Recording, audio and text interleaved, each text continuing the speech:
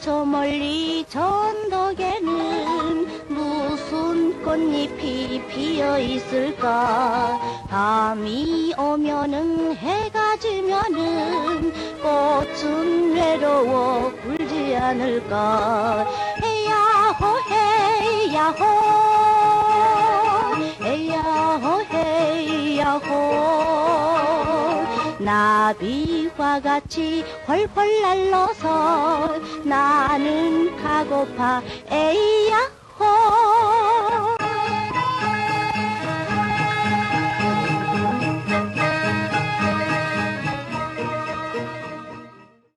이번에 준비한 곡은 제 어릴 적 추억과도 깊은 연관이 있는 곡입니다. 1957년에 발표된 이른바 건전가요라고 할 수가 있겠죠. 소녀의 꿈 준비했습니다.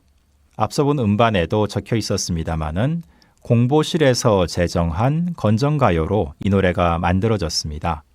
당시 유력한 대중가요 작가들 가운데 통상적인 트로트 스타일과는 가장 거리가 멀었던 손석구 선생이 직접 가사까지 써서 이 노래를 만들었습니다. 같은 시기 손석구 선생 외에도 대중음악계 여러 작가들이 이런 건전가요풍의 노래를 만들었고 우선 그런 노래들은 라디오 방송을 통해서 먼저 보급이 되었다고 합니다.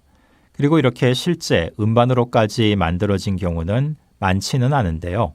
앞서 본 바와 같이 공보실이 명기된 경우는 현재로서는 소녀의 꿈이 유일합니다.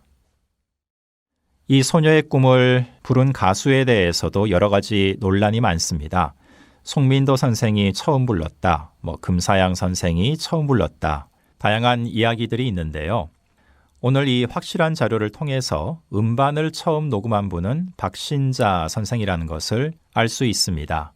박신자 하면은 댄서의 순정이 가장 유명한 노래라고 볼 수 있는데요. 그보다 앞서 발표했던 것이 이 소녀의 꿈입니다. 그렇다면은 송민도, 금사양 이런 분들은 왜 그런 얘기가 나왔느냐? 사실 두 분이 SP 음반으로 소녀의 꿈을 녹음한 흔적은 보이지 않고요. 아마 녹음을 하지는 않았던 것 같습니다. 이 당시에. 그럼에도 불구하고 두 분의 이름이 거론되는 것은 아마도 방송에서는 송민도 선생이나 금사양 선생이 조금 더 먼저 불렀을 가능성도 있기는 있습니다. 두 분 다 KBS 전속 가수로 활약했던 이력이 있죠. 여하튼 음반 기준으로 본다면 소녀의 꿈은 박신자 선생의 노래로 일단 정리를 하는 것이 맞다고 봅니다. 음반도 음반이지만은 방송을 통해서 먼저 보급이 이루어졌다고 말씀을 드렸는데요. 당시 신문을 통해서 그 흔적을 확인할 수 있습니다. 금주의 노래 소녀의 꿈이라고 적혀 있는 것을 보고 계십니다. 당시 KBS 라디오에서 금주의 노래라는 프로그램을 정해놓고 한 주 동안 매일 이 소녀의 꿈을 방송했다는 그런 내용입니다. 가사와 함께 신문에서는 찾아보기 힘든 악보도 제시가 되어 있죠. 그리고 소녀의 꿈이 이렇게 라디오 방송을 통해 보급된 흔적은 처음 나왔던 1957년뿐만이 아니라 1960년대까지도 계속해서 찾아볼 수가 있습니다. 음반도 음반이지만 방송을 통해서 워낙 많이 송출이 됐기 때문에 아무래도 대중에게 각인되는 효과도 그만큼 컸으리라고 짐작이 됩니다. 아마도 그 이유 때문인 것 같은데요. 이 소녀의 꿈은 이른바 노가바 버전으로 1970년대에도 굉장히 널리 불리고 있었습니다. 서두에 말씀드렸던 제 어린 시절의 추억이라는 것이 바로 이 가사를 말씀드린 것이었는데요.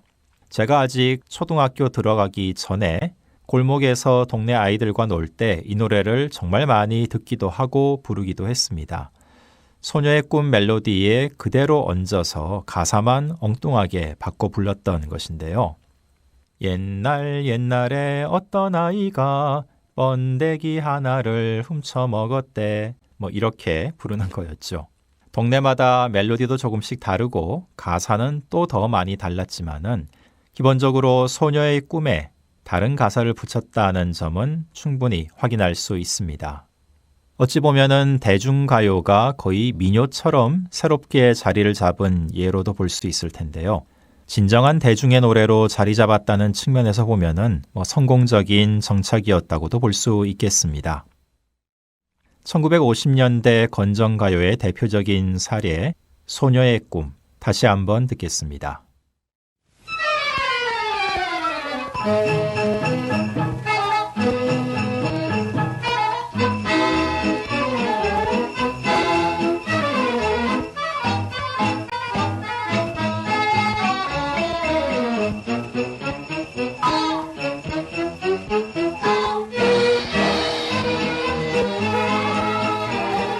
저 산 저 멀리 전덕에는 무슨 꽃잎이 피어 있을까?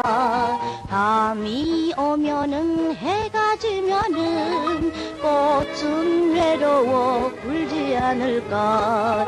헤야호 헤야호 헤야호 헤야호 나비와 같이 펄펄 날려서 나는 가고파 에이